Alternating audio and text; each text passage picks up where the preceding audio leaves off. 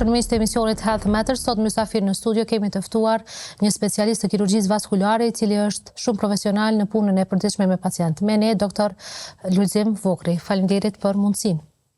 Respekt, faleminderit edhe për juve. Dr. Lulzim, fillimisht flasim për venat, cilat janë ato problemet më të shpeshta të venave.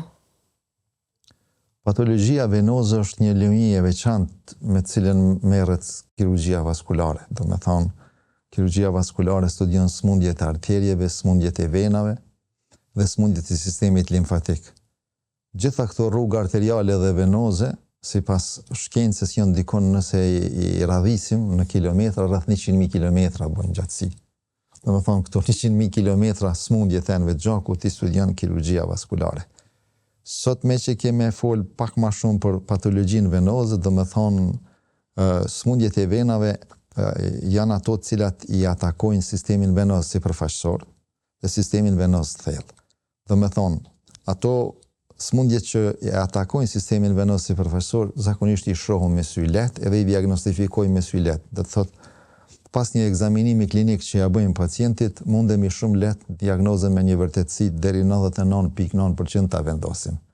Kurse smundjet venoze sistemit venave të thella janë klinikisht më vështirë diagnostifikohen dhe për vërtetimin e diagnozës klinike dohet evaluimi më tejshëm diagnostik, siç është ekodopleri.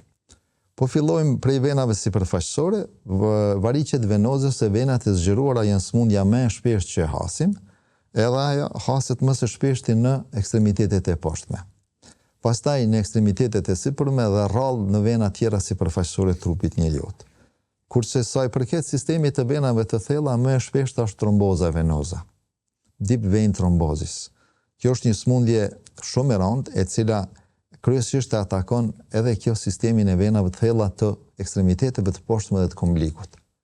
Komplikimi i kësaj smundje është embolia pulmonale, e cila nëse është emboli masive i themi në mjekësi, është fatale për organizmin e trupit edhe për trupin e njeriut. Pastaj ekzistojnë smundje tjera të venave që ne i rangojmë në grupin e venave me anomali kongenitale, do të thotë anomali të lindura, që janë disa sindrome që janë më të rralla e që i atakojnë grup moshet e ndryshme, gjithsesi një pjesë e mirë e tyre fëmijët lindin me këto ndryshime, që klinikisht vrehen kur i atakojnë sistemin venoz sipërfaqësor, ndërsa kur atakojnë sistemin venoz thellë është më vështirë. Duhet të evaluohen me metoda tjera diagnostike, e që në rend të parë në këtë rast është përpunimi i rasteve, gjithsesi evaluimi diagnostik me metodën e ekodoplerit, ultrasonografia me Doppler. Po çka i shkakton këto probleme dhe cilët nga pacientat janë më të rrezikuarit nga venat?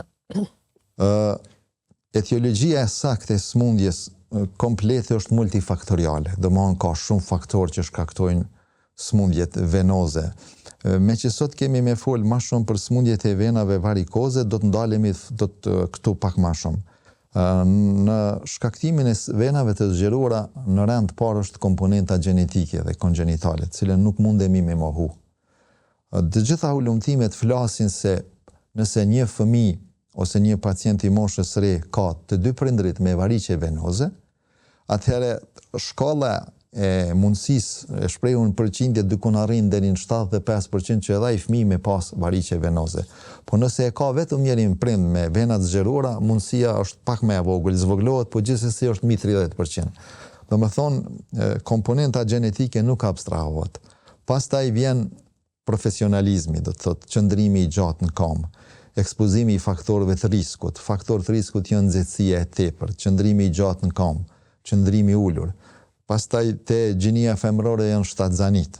Do thotë çdo shtatzon nëse ka komponentën gjenetike, nëse pacienti është shtatzon, ka prindrit, njërin prej tyre që kanë pas variqe venoze, atëherë mundësia është shumë reale që edhe etiketë, të cilat pastaj keqësohen shtatzani. Ekzistojnë masat parandaluese, ndoshta do t'i sqaroj më vonë gjatë emisionit. Shtatzanit e shpeshta, abortet e shpeshta, numri i shtatzanive, gjitha këto janë faktorë që ndikojnë në paraqitjen, zhvillimin dhe dukjen më të madhe të variqeve venoze, madje edhe komplikimet e tyre, që sigurisht do t'i sqaroj më vonë. Po ndikon ose si ndikon stili i jetesës në këto raste, në këto sëmundje? Se për gjenetiken veç folëm, si ndikon stili jetesës në shëndetin e venave? Padyshim, mënyra e jetesës është shumë e rëndësi. Pastaj është edhe mënyra e ushqimit. Pacientët të cilët kanë variqe venoze, ose edhe ata që nuk kanë, e që kanë profesione, që duhet me qëndru gjatë në kom, si që janë për shembull pedagogët, mësimdhënësit, rojet e ndryshme që janë të obligum të qëndrojnë gjatë në kom, pa lëviz, ata spaku duhet të lëvizin gjatë ditës.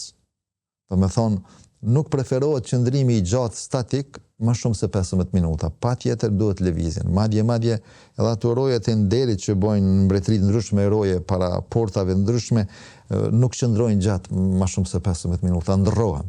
Pikrisht për shkak të stazës venoze, sepse gravitacioni toksor është ai që e tërheq krejt masën e trupit njeriut.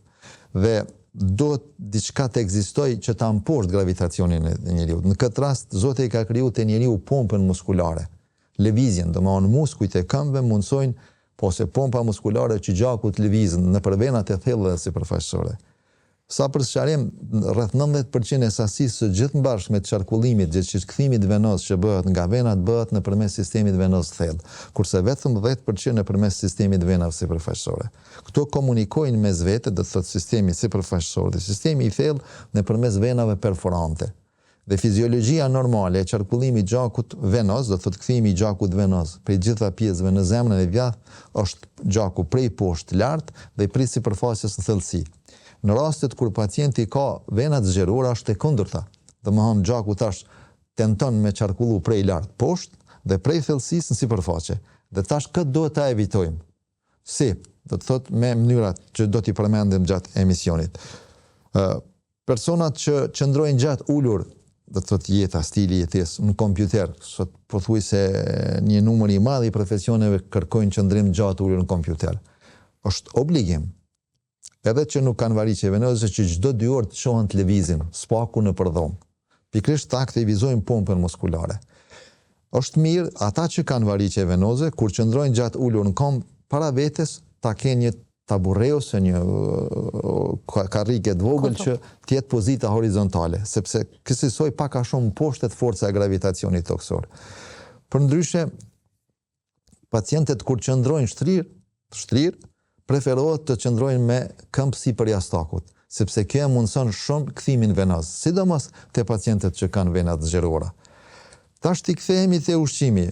Gjitha ulumtimet flasin që ushqimi i pasur me fibra, me kërcell, është i mirë për pacientët që kanë variqe venoze. Do të thotë çdo ushqim natyral që themi në gjuhën popullore, që në këtë rast nuk përjashtohen ushqimet me oriz integral, ka fibra shumë, me perime, gjitha këto janë që e mundsojnë shumë më mirë qarkullimin dhe kthimin venoz gjakut në zemër. Nëse mund të pyes, a janë problemet e venave, sëmundje më të zakonshme tek burrat apo tek gratë? A ka ndonjë dallim? Përpara është mendu që shfaqen dhe duken më shumë te gratë. Problemi ka qenë sipas hulumtimeve shkencore se femrat në atë kohë përpara për viteve të 80 po flas që kanë kushtuar më shumë rëndësi dhe kanë shku më shpesh vizitat e mjekut dhe ne këto informacione i mbledhim bazë pacientit, numrit të pacientëve, do të krijohet ata database se sa është frekvent. Mirë, po gjitha hulumtimet e fundit flasin që parafërsisht përqindja është e njëjtë. Domethënë atakohen të dy gjinit parafërsisht njëjtë, por mbizotron pak gjinia femrore për shkak të shtatzanisë. Do të thotë se te një numër i madh i shtatzanave që e përmenda dhe më herët, shfaqen venat e zgjeruara. Në këtë fushë, në këtë kontekst, mbizotron një përqindje më e vogël. Përndryshe, përqindja është parafërsisht e njëjtë. Po cilat janë ato shenjat e para, apo simptomat e para që ne si qytetar mund t'i vrejmë që kemi të lashëm me vena, edhe kur duhet të kërkojmë ndihmë tek një specialist i kirurgjisë vaskulare?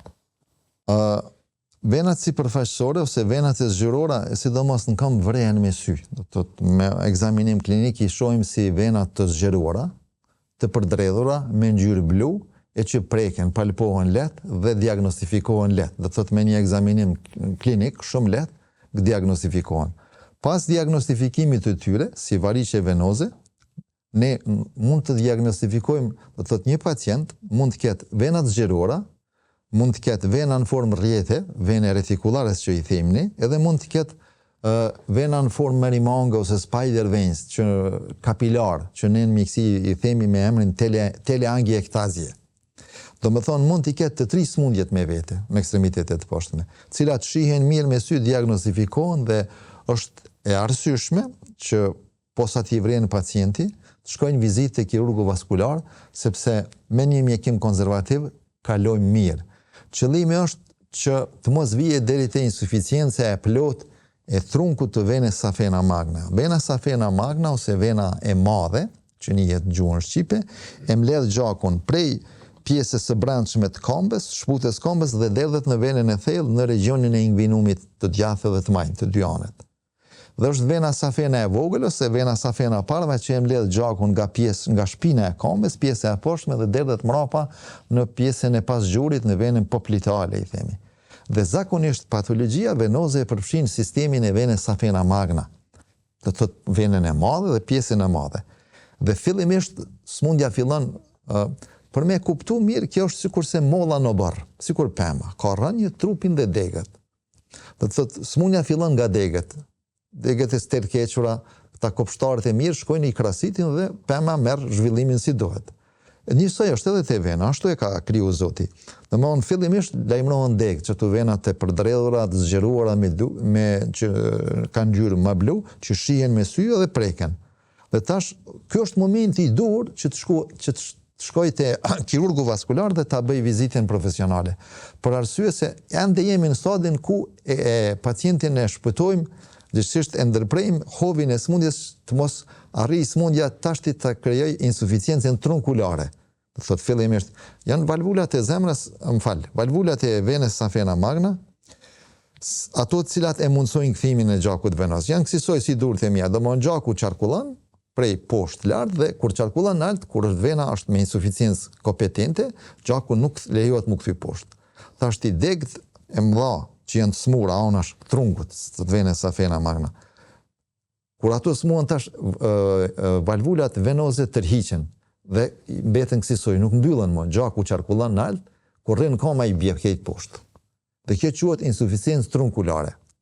Tash smundja progredon, me një farforme fillon gjithmonë prej poshtë në kanal, sepse është shtylla hidrostatike, në ligje të fizikës qarkullimit gjakut, është ekuacioni i Bernoullit, ligji i Laplasit, si në matematik. Dhe kësaj kur pacienti tash ka varëqe venoze, nuk ka ardhur te mjeku dhe vazhdon tutje, vazhdon qëndroj gjatë në ulur, qëndroj gjatë në kom, ti kesh shtatzanit njëra pas njëra në gjinia femrore, atëherë shkon dhe vena smuhet trunku komplet, që ne e quajmë insuficiencë trunkulare. Çka është edhe më keq, në këtë stad ende mundemi me metoda të kirurgjisë konservative, do më thonë me medikamente dhe me kirurgji endovenoze, por kur smundja përparon përfshin valvulën kryesore, që ne i themi valvula ostialis, e cila bën komunikimin e venës kryesore sipërfaqësore me venën e thellë. Në këto momente kur kjo smuhet, do thotë, më nuk mbyllet, sikur valvula e zemrës, atëherë zakonisht duhet një procedurë që ne i themi në kirurgji krosektomi, duhet hapet me brisk regioni i inguinumit, ku bëhet ndërprerja kirurgjike, qepja edhe venës thellë edhe sipërfaqësore në mënyrë që të mos përsëritet më dhe të bëhet jo vetëm mjekimi, por shërimi i plot i pacientit nga venat e zgjeruara, gjithsesi nga insuficiencia që ne tash i themi pa mjaftueshmëri, domethënë insuficiencë trunkulare dhe ostiale. Po. Cilat janë disa nga keqkuptimet më të mëdha për venat varikoze? Ose flasim pak edhe për mitet. Cilat janë mitet për venat varikoze? Mite ka disa në rajonin ton, unë këto gjatë shkollimit tim në Evropë nuk i kom has. Bile, unë gjatë pothuajse 2 vjet shkollimit tim, kreti kom pa 2 operacione të kirurgjisë venoze. Sepse populata ka një kulturë shëndetësore shumë të mirë, ju rrin gati, shprehur në gjuhë popullore, ju rrin shumë gati dhe shkojnë me kohë dhe mjekohen në mënyrë të shumicë atyre mjekohen në mënyrë konservative, pa trajtim endovenoz. Ato që kanë kalu tash prej variqeve të zgjeruara që thash në insuficiencë trunkulare trajtohen me kirurgji endovenoze, kirurgji të mbyllur. Kirurgji të hapur thash gjatë 18 muajve të specializimit, gati 2 vjet, unë i kam pa 2-3 raste. Te na ka mitje të shumta, gjithmonë kuptimin edhe nona jam për shembull thot pacientja i ka pas, kur gjuse ka gjet, çështu ka shku, ka vdek, jo kanë përdorur si substanca, bile një pjesë e mirë e tyre fatkeqësisht shkojnë edhe i nënshtrojnë një tretmani me ushujza. Janë disa qendra në Kosovë dhe në Shqipërinë e Veriut, që shkojnë njerëz të paguajnë shumë të majme të parave dhe thot mi kalshue 20-30 ushujza në kad uji, dhe aja ushujza kur gjën ngopet me gjak, aja sikur fëmiu kur është urdhë që e gjen vetë gjiun e nënës, edhe ushujza ka ata krepat thiths, shkon te variqja venoze që është gjenuar dhe derisa të ngopet me gjak, aja zakonisht ka mallësi të vogël dhe bëhet sa shuplaka e dorës. Dhe vetë aja bjen. Për çfarë është aja thonja, çka mu ke ngjit si ushujz. Domethënë ka shumë, pastaj ato mendojnë, ekziston ai miti që kur i shef venat e zgjerura duhet të ekzistojë diçka që duhet me nxjerrë atë gjakun prej aty. Ajo është gabim total. Përkundrazi kjo ushujz mund ta infektojë gjakun. Ka raste në literaturë që janë përshkruar që kanë kaluar seps, infeksion, se infeksioni i gjakut, do të thotë kur shkaktari infektiv depërton gjak dhe shumohet gjak, ne gjendje klinike të pacientit e quajmë seps. Dhe dihet fatkeqësisht në gjendje septike shumica e pacientëve shkojnë. E përmendë shkollimin njerëzvendit, po çka të motivoi të kthehesh në vendin tonë? Pyetje që shumë kush ma bën gjatë jetës, edhe ma ende sot mas 20 e sa vite ma bojnë. Sinqerisht ka qenë tjetër vullnet në atë kohë. Do të thotë ka qenë periudha 2003-2005 kur jam kthy prej specializimit. Kushtet e punës, ambienti, gjitha kanë qenë më mirë këtu. Edhe ka qenë edhe amaneti për zgjalli në nësime. Aja nuk ka dashur absolut që unë të mbes atje. Unë kam mendu që ka me apliku shkollën e atjejt komplet këtu, por nuk kom mujt, për shkak shumë rrethonave. Dhe në moment kur profesori më ka përshëndet, unë ka thonë që ti nuk do të kthehesh këtu më, se thatë po t'jap, i thash ama një muj afat se të mendona, tha jo po t'jap 3 muj, po ti nuk do të kthehesh, edhe në fund përshëndetja e tij ka qenë që gjithmonë më kujtohet derisa të vdes, mos u mundo shumë me apliku krejt çka ke bëu këtu, se nuk do të mundesh atje. Por të paktën mundohu të bëhesh mësues i mirë për gjeneratat e ardhshme. Edhe atë amanet për zgjalli, tash është plaka në pension, e kam edhe e maj vazhdimisht, mundohem që krejt atë dije profesionale, akademike, e përvoj ta shkëmbej me gjeneratat e reja në mënyrë që kësisoj qëllimi i një pedagogu të mirë, unë jam edhe profesor në universiteti edhe këtu, edhe në Francë, qëllimi është që dijen që e ka me përvoj, ta ndaj, ta shpërndaj të gjeneratat më të reja, sepse qëllimi im është që ai që vjen pas meje të jetë spaku një herë më i mirë se unë. Po si qëndrojmë ne, le të themi, përka trajtimi i sëmundjeve të venave?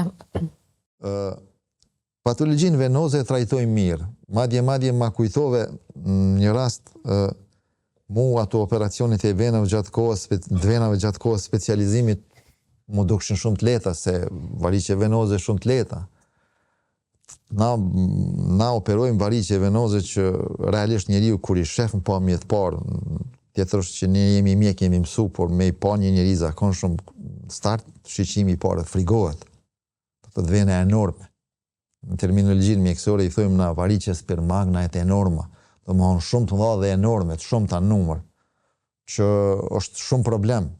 Ata nuk e kanë këtë përvojë për shembull.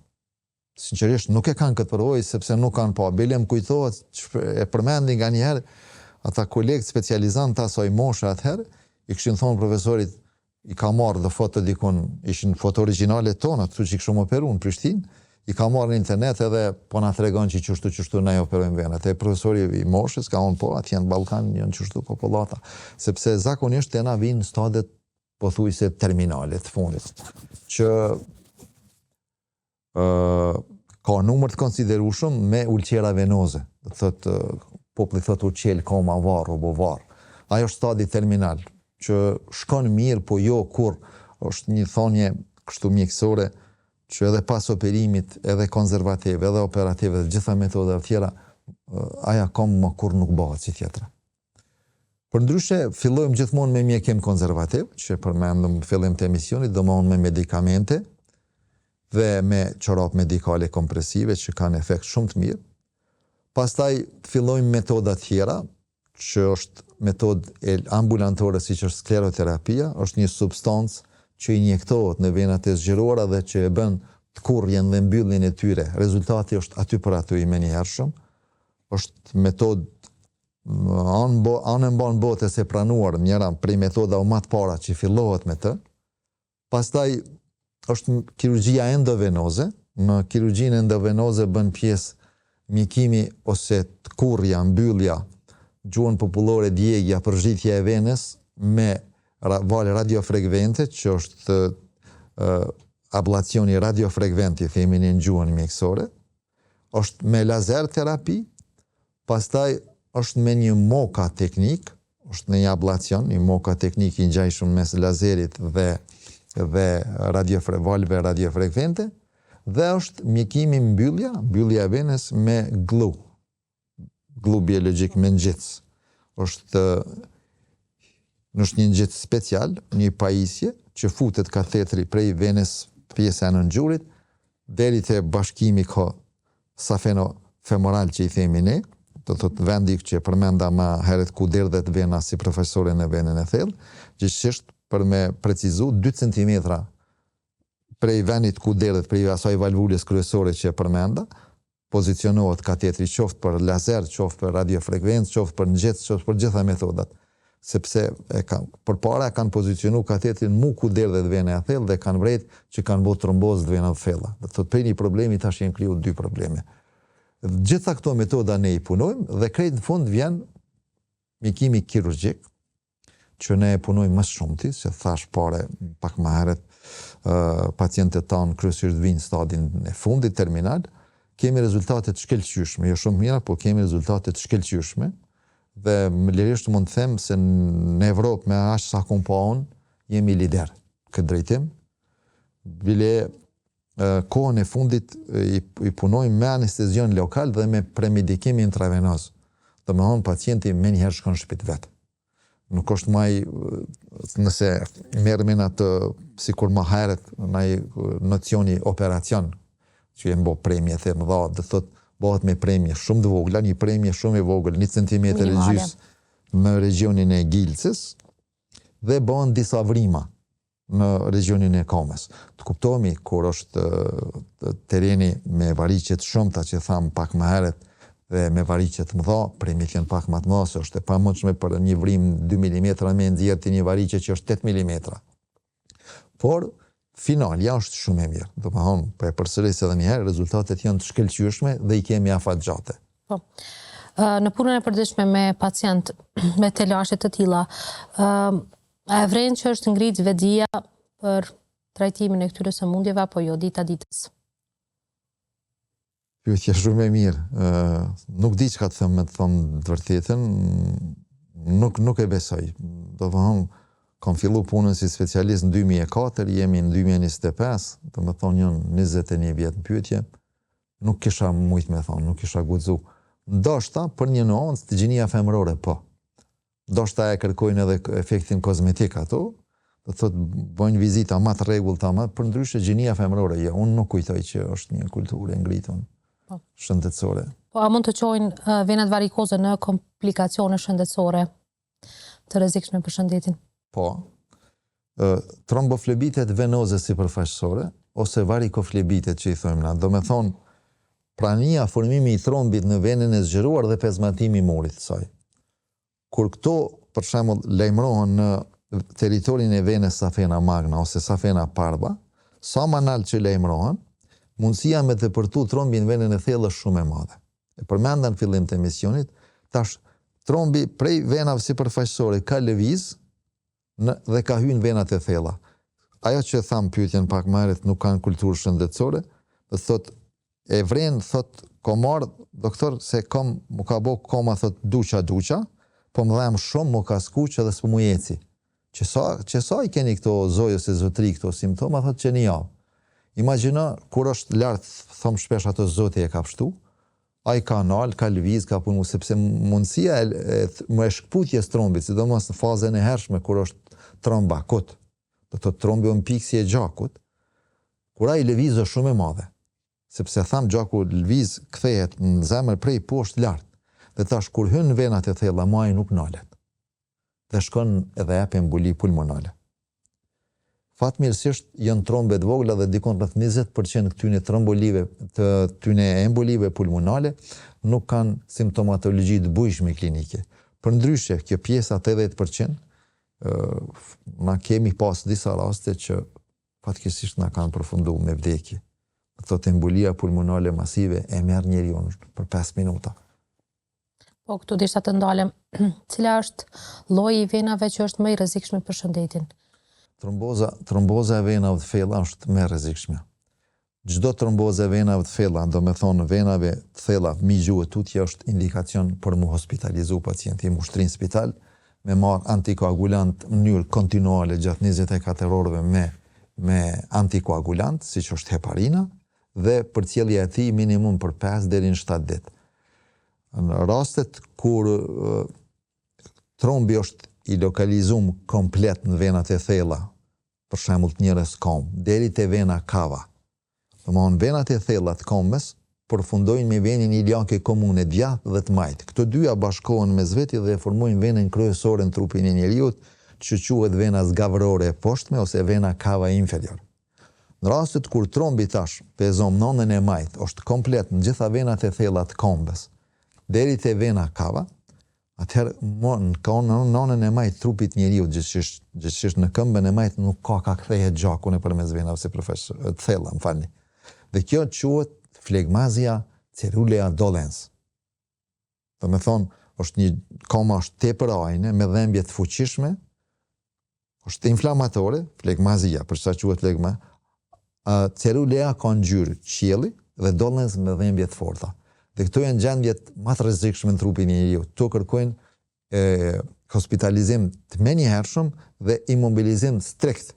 Do të thotë edhe nevojat fiziologjike e pacientit duhet i kryej nëpërmes pajisjeve të veçanta. Nuk guxon as si të lëviz, sepse këtu ekziston mundësia shumë e mirë dhe reale që trombi të lëviz shkon dhe të jap si komplikim, që është komplikimi më serioz i trombozës venave të thella e që është embolia pulmonale. Ne i përmendëm metodat e trajtimit të venave varikoze, po cilat janë ato terapit moderne për trajtimin e tyre?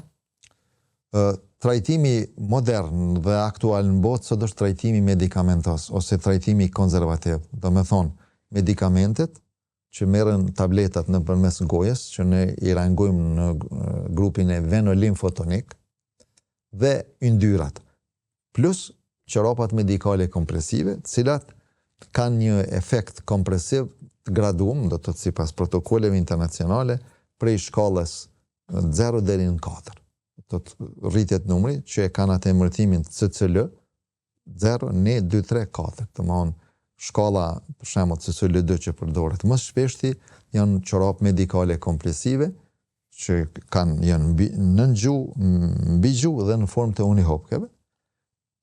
Zakonisht i përdorim si metodë mjekuese, madje mund t'i përdorim edhe si profilaks, po çorap tjera, që do t'i sqaroj më vonë, që ta bëjmë preventive në variceve venoze, edhe ta bëjmë mjekimin e variceve venoze. Në rastet, gjithnjë jemi të folë për varice venoze. Në rastet kur smundja e përfshin trunkun e komplet trupin, trunkun e venës safena magna që përmendëm më herët, atëherë vazhdoj mjekimin konservativ, se ekziston kjo mundësia me mjekim konservativ që ka insuficiencë e valvulave në trunkun e venës safena magna ose safena parva të vijë në vendin e vet. Me mjekim konservativ, me ilaç. Shprehur në gjuhën popullore, me ilaç edhe me çorap medikale, patjetër. Patjetër me çorap medikale. Sa i aplikojnë pacientën tanë çorapat elastike? Është çudi tash, gjinia femrore ankohen shumë a shumë krahasim me gjininë maskullore. Nuk e di pse. Ankohen shumë se nuk po më i baj, jo është nxehtë, jo kështu, jo po mazojnë frymën. Sikur në hajgare me ta thëm, po çorapat nuk i kinë fët, i kinë në ekstremitetet e poshtme. Gjinia maskullore ankohen shumë pak, përndryshe ka smundje të venave, po edhe të sistemit limfatik që përmenëm pak më herët që kërkojnë mbajtjen e çorapave një kohë gjatë. Madje kur ka edhe smundje të sistemit limfatik dhe të venave, pacientit i thojmë fatkeqësisht çorapat kemi i bajt të jetën. Nëse ai do një jetë të rehatshme, të komodshme, të mirë, që gjatë jetës ta bëjë aktivitetin e tij jetësor ashtu si duhet, ai pacient do të thotë me mendimin dhe pëlqimin e përbashkët, pas vizitës mjekësore, ne i themi që çorap medikale kompresive të shkallës përkatëse, varësisht prej smundjes dhe në stadit smundjes, duhet t'i mbajë veshur tërë jetën gjatë ditës. A mund të trajtohen venat varikoze pa ndërhyrje kirurgjike? Po. Kjo është pikërisht ky mjekimi konservativ që shkon mirë me çorap, pastaj menjëherë nëse shkon mirë është skleroterapia, sepse është mjekim ambulantor, është i shpejt, efikas, pa anestezion dhe është i lirë. Është mjekimi konservativ ose mjekimi ambulantor më i lirë i mundshëm këtë botën. Pastaj kur pacienti nuk është mjeku me kohë si dohet dhe sa dohet, do thotë është kirurgjia endovenoze, që e përmena kirurgjia me lazer, endovenoze, do thotë me fibër, futet një kateter prej pjesës së nëngjurit, nuk guxojmë me shku ma poshtë, për arsye se dëmtojmë nervin safen, është një nerv sensitiv, dhe pacienti mbetet me pengesa sensitive për shkruan si komën e komplet të jetën, sepse asaj energjisë që e liron radiofrekvenca ose energjia e lazerit nuk mundemi me i thonë ma djeg vetëm venën edhe jo nervin, sa nervi safen është i ngjitur me venën safena magne, në afër njëri me tjetrin. Dhe në rastet tona terminale që prapë po kthehemi, kur nuk preferohet kirurgjia endovenoze, po atëherë shkojmë me kirurgji klasike, po që thash është shumë e mirë, edhe rezultatet janë të shkëlqyeshme, sepse edhe ona kozmetike pastaj është dallimi është 100% beso, sepse pothuajse çdo pacienti i bëjmë foto para dhe pas, fazën kur ja largojmë suturat, nga një suturë që i ka në ato vrimat e vogla. Po, si është procesi i rikuperimit për këta pacient që i nështrohen ndonjë metode me laser ose edhe ndonjë metode kirurgjike? Te kirurgjia endovenoze, do me thonë me radiofrekvencë ose me lazer ose me ngjecës, me glu, ose edhe me kateter të skleroterapisë, për principi është këtë i njëjtë, do me thonë ka mu fut një tub prej venës së nëngjurit deri te vena e thellë, dhe ka mu lëshu energjia radiofrekvencë ose energjia lazerit, që është pajisje e veçantë, ose në përmetas ati gypin e fusim sikur në formë shiringu atë ngjitsin që e mbyll venën, ose e fusim substancën sklerotizuese, për të thotë principio këtë i njëjtë, për çka quhet metode brendshme ose endovenoze. Rikuperimi është pak më i lehtë se sa kirurgjia konvencionale ose klasike. Pacienti mund të shkojnë në shtëpi menjëherë, por thash ne bazë përvojës dhe në bazë shkollimit kemi avancu, dhe sot një numër të konsiderueshëm të rasteve në qendrën klinike universitare e bëjmë me operimin klasik, do me thonë me anestezion lokal dhe me premedikim intravenoz.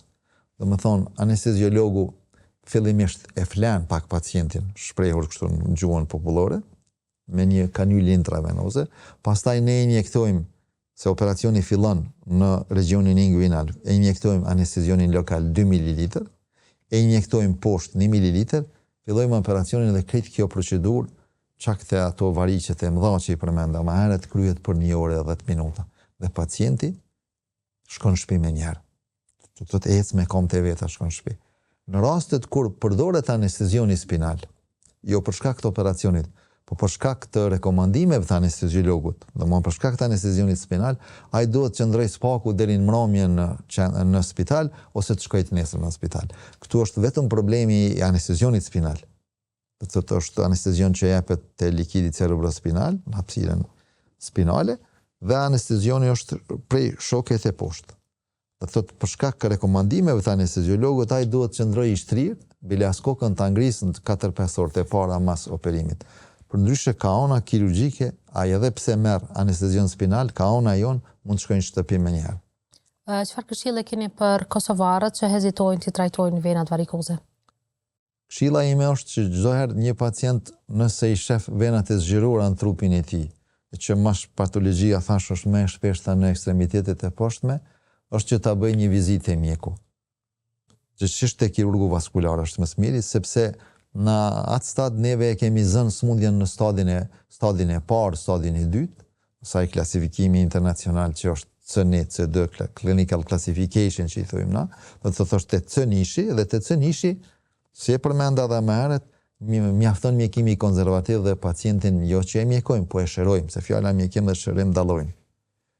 Për ndryshe, çdo herë kur vrejnë, që përmendu më herët, ai ka pas vena zgjeruare me vite të tëra dhe tash për me njëherë është formu trombi ose tromboflebiti sipërfaqësor, aja është një urgjencë mjekësore tashti. Duhet patjetër të shkoj te mjeku me njëherë. Se thash, nëse është sa më lart që është trombi në venat e sipërfaqësore, rreziku më i madh. Dhe zakonisht na i thojmë tromboflebit periosteal në gjuhën mjekësore, kur është ko lart e hospitalizojmë pacientin, sepse ekziston rreziku që ai tromb tash të kalojë në venat e thella dhe të jap komplikimet që i përmendëm më herët. Prandaj çdo herë kur vren diçka ndryshime, sidomos pjesë skuqura të forta që dhembin në prekje, po dhemb koma edhe kur hecaj, këshilla ime është që ai duhet të shkojë sa më parë te mjeku, sepse është shumë më mirë për të dhe për shëndetin e tij. Po sa i rëndësishëm është aktiviteti fizik në shëndetin e venave? A ka ndonjë mit rreth të qëndruarit në këmbë ose qëndrimit ulur? Sporti është i mirë se ardhur. Ecja është ilaçi më i mirë, më shpreh në gjuhën popullore. Pacientët që edhe nuk kanë variqe venoze duhet ecin. Ne si popull fatkeqësisht ecjen pak e praktikojmë, nuk e di pse. Ecja është sporti i shëndetit më i mirë te njeriu. Obligative është ecja te pacientët që kanë variqe venoze, është obligative. Nocioni obligativ është dihet, është obligativ. Sportet, gjitha sportet që nuk janë luftarake janë të preferuara. Domethënë, ecja, lëvizja, noti, gjimnastika e lehtë. Përndryshe sportet luftarake siç janë boksi, judo, futbolli në sport nuk preferohen te venat sepse në ato venat e zgjerura që i përmendëm herët, gjatë goditjeve për shembull në futboll mundet mu formu trombi shumë lehtë ose sporteve luftarake. Përndryshe noti preferohet, ecja buzdetit, nuk preferohet ekspozimi në temperatura të larta.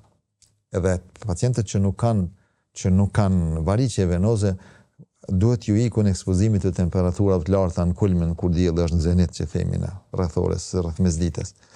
Pacientët që kanë variqe venoze që hynë stilin e jetës nuk guxojnë të qëndrojnë temperatura të nxehta dhe të lagshta, domethënë nuk guxojnë të bëjnë sauna, nuk guxojnë të qëndrojnë në banjo ku është nxehtësi e madhe, nuk guxojnë të ekspozohen, të qëndrojnë ulur për shembull afër radiatorit ose një nxemësie tjetër elektrike sepse keqësohet në mënyrë drastike patologjia venoze ose smundja e venave.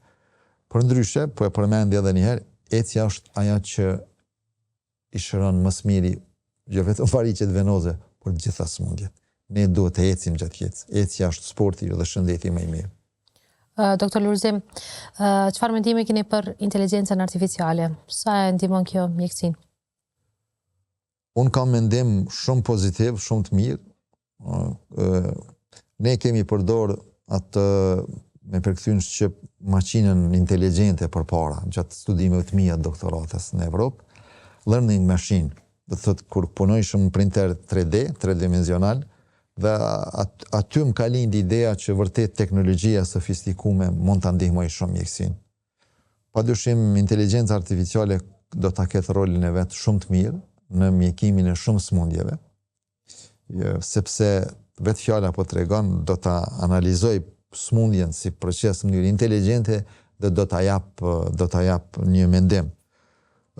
Para një jave ishëm në një trajnim në Zagreb të Kroacisë dhe tash ata aplikojnë atë sistemin që ende është aktual, ende nuk ka futur inteligjencë artificiale komplet mjekimin e smundjeve kirurgjike, por janë hapat e parë, do të thotë prej makinës mësuese, prej learning machine, do me thonë e mësoj shumë qysh ene e zgjeruar ose aneurizme aortës dhe qarja e saj ose diseksioni, njëherë pas që është bë analiza në tomografit kompjuterizuar, tashti të formësohet smundja në formë 2D, 3D dhe në 4D.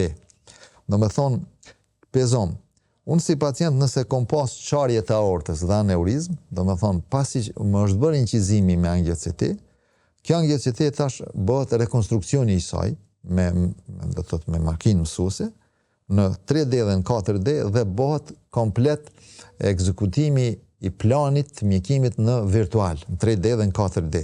E tash, menjëherë në këtë fazë hyn inteligjenca artificiale, që në animon shumë.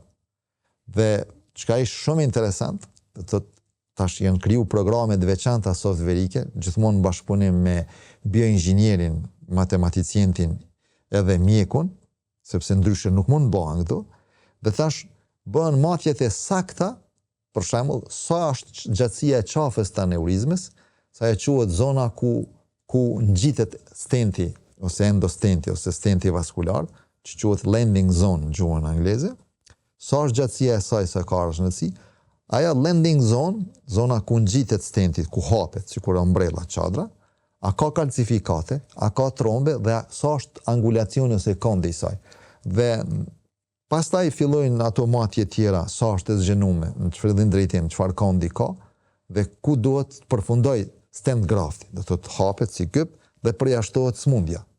Që është një metodë mrekullueshme, e shpejtë dhe shumë efikase, por në këtë stad ku e përmenda, inteligjenca artificiale do ta tregoj rolin e vet dhe për neve unë shumë besoj që do të jetë, sikurse që ka qenë printeri 3D në atë kohë në vitin 2010 për mu, inteligjenca artificiale në këto vitet që vinë shumë shpejt, domthonjë këto 5 vitet e fundit, në vitin e 2030, unë mendoj se do ta ketë rol shumë dominant, shumë domethënës dhe do të na ndihmojë neve shumë në mjekimin e sëmundjeve, sidomos si e përmenda pak më herët, mjekimin endovaskular të shumë sëmundjeve, domthonjë mjekimin me kirurgji të mbyllur. Doktor Lulzim, të gjithë të ftuarit kam qef t'i pyes për dy përvojat më të mira gjatë karrierës profesionale. Dy përvojat më të mira dhe dy përvojat më të këqija.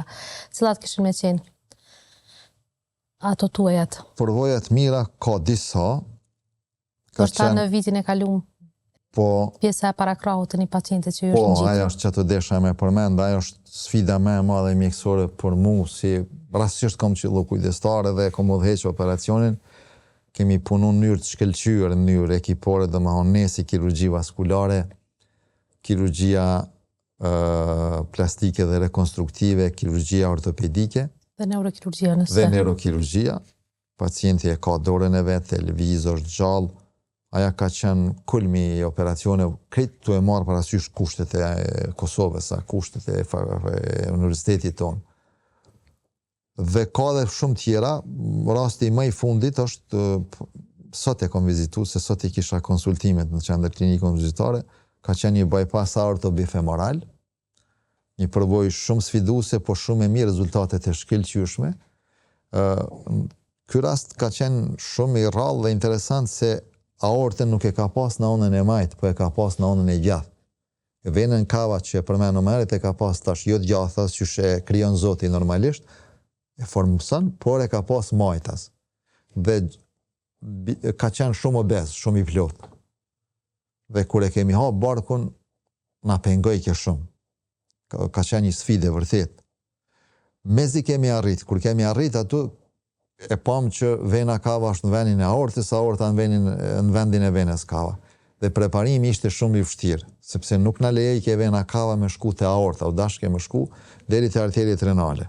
Se aty bëhet anastomoza proksimale, merret gypi sintetik në formë të pantolonave dhe prej aortës nën veshka, gjaku merret dhe qitet për 2 komt. Ka zgjatë dikon operacioni 6 orë, sot e pash është në gjendje të shkëlqyeshme pacienti. Dhe është një kënaqësi shumë e madhe sepse e din që është kryer një punë shumë e madhe, domthonjë jo vetëm që është shpëtuar një jetë e një pacienti, por ai pacient tash një kohë tepër gjatë sepse është relativisht i ri, dikon është 52-3 vjeçar. Domethënë, nëse ju përmbahet rregulla autona, pothuajse prijet e ka zgjedhur problemin e ushqyeshmërisë me gjak të pjesës të poshtme të trupit dhe të ekstremiteteve të poshtme. Po te rasti i parë, si ka ardhur pacienti në gjendjet e ju? E ke fjallën për amputimin të krahut. Më kujtohet ka qenë mbrëmje, ka 2 vjet kjo punë, ndoshta edhe më shumë. E sjellnin prej spitalit PS nëse zgaboj.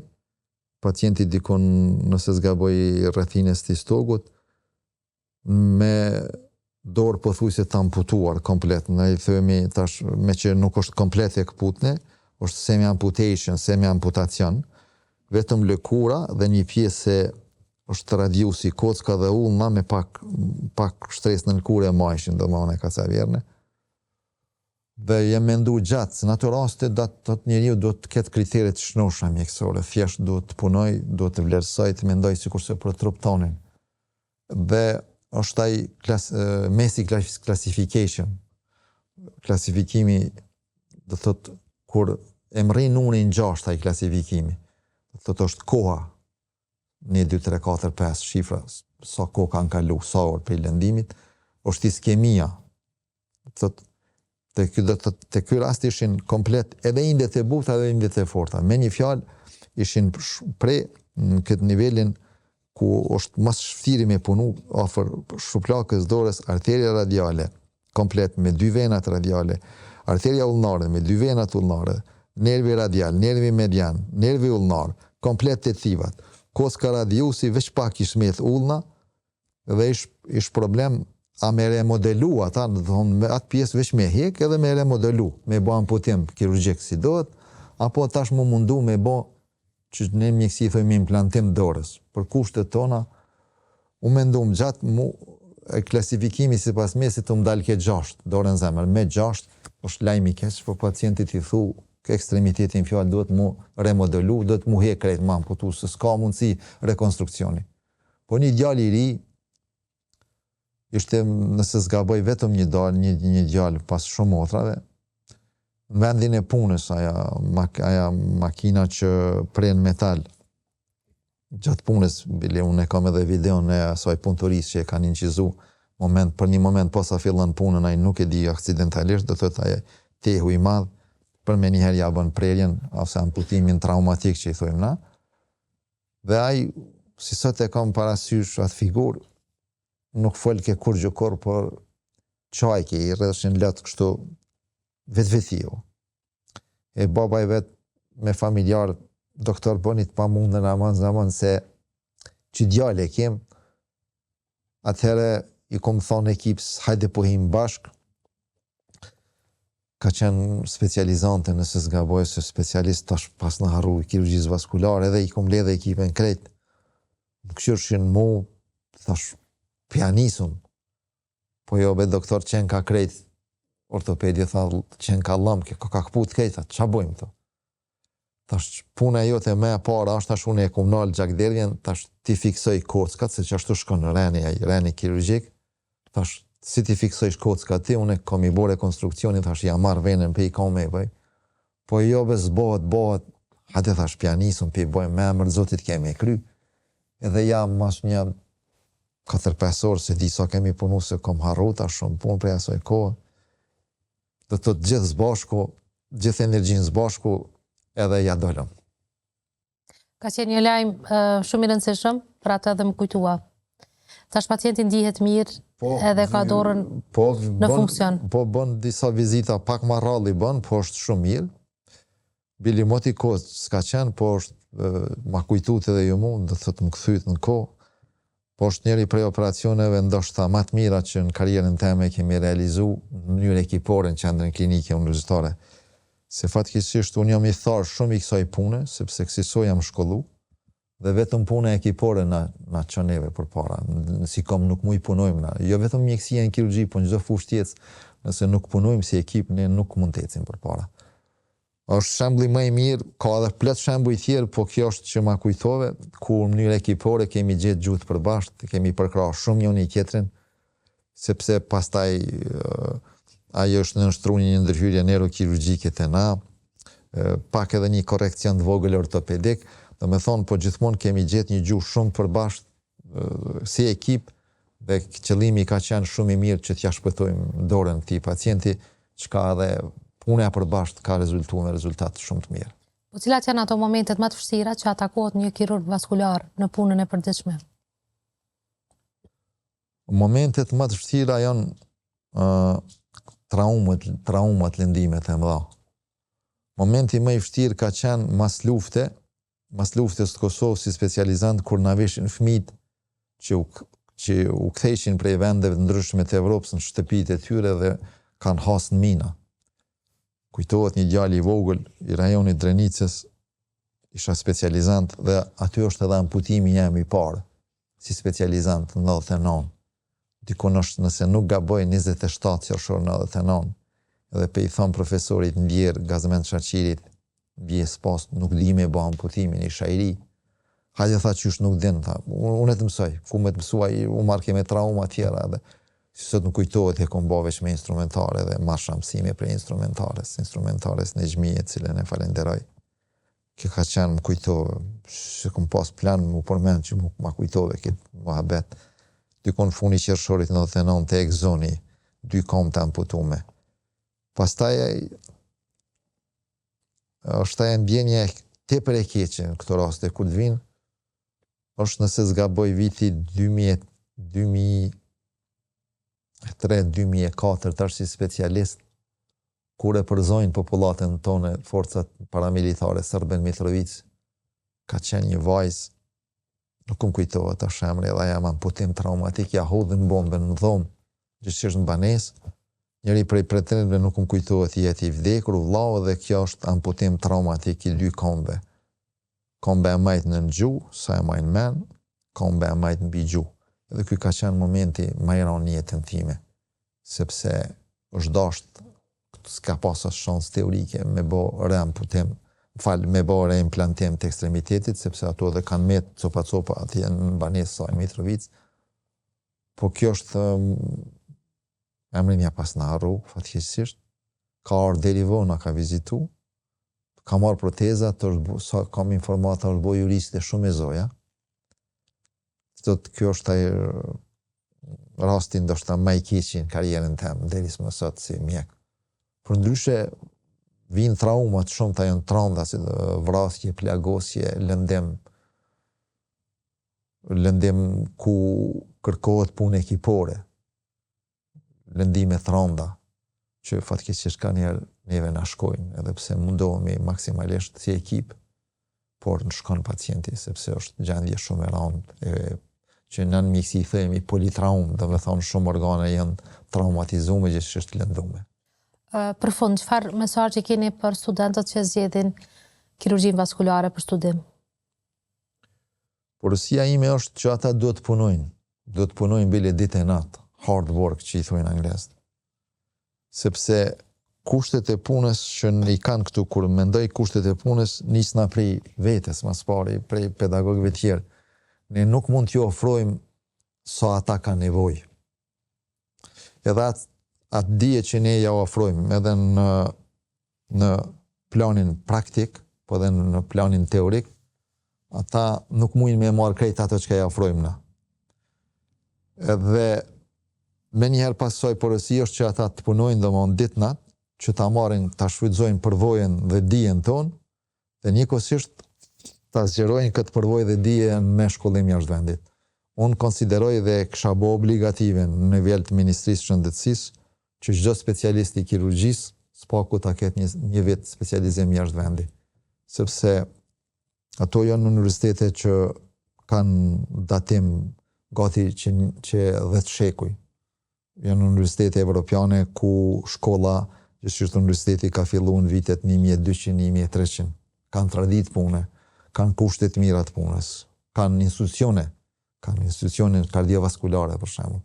Dhe është normale, pyetja e parë që gjithkush kur kam shku në shkollë jashtë ma ka bo ka qenë çka të kanë punu, pyetja e parë çka të kanë punu prindet, sa i dënë me ditë ka ke arti, dhe pyetja e dytë me njerë ka qenë ku ke bo shkollë. Do të thonë, porosia e dytë është që njerëzit, gjeneratat e reja, se është mosha ku ata mujnë me nxon dijen, qoftë pikpamje teorike, me kriju bagazh inteligjent, sepse kur ki dije këtu, dora punon vetë. Dhe pastaj duhet eksperienca të shfrytëzohet, po një eksperiencë e mirë, profesionale dhe akademike, e mjaftueshme në nivelit shumë të mirë nuk mund të merret, na duhet merret jashtë fatkeqësisht. Dhe tash ata kur të kthehen bashkë me neve, po sidomos ata e kanë obligim moral, nacional, kombëtar, human, çu do shtoj, që ti bojnë 2 vet tash, ti formojnë 2 vet më të mirë se vet. Tash ata 2 vet që janë më të mirë se ky, e kanë tash obligim ti formojnë 4 tjerë më të mirë se vet.